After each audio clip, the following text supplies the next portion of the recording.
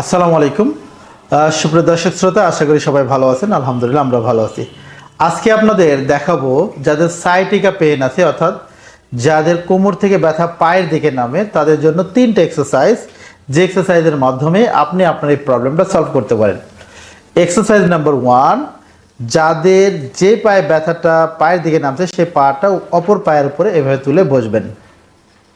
2 নম্বর exercise, এই পাটাকে সুন্দরভাবে ধরবেন, ধরে এই পাটা দিয়ে নিচের দিকে চাপ দিবেন, দিয়ে 15 সেকেন্ড হোল্ড করবেন, আবার ছেড়ে দেবেন। 15 সেকেন্ড হোল্ড করবেন, আবার ছেড়ে দেবেন। 15 সেকেন্ড হোল্ড করবেন, ছেড়ে দেবেন। এক্সারসাইজ নাম্বার 3, এই হাত দিয়ে এখানে চাপ দিবেন, এই হাত থেকে সামনে রাখবেন, জাস্ট ঝুল দিবেন, ঝুল।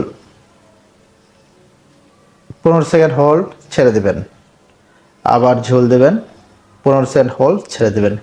এইভাবে যদি এক্সারসাইজটা করতে পারেন, আপনার এই সায়াটিকা পেইন খুব সহজে কমে যেতে পারে। থ্যাংক ইউ, দেখা হবে নেক্সট কোনো ভিডিওতে।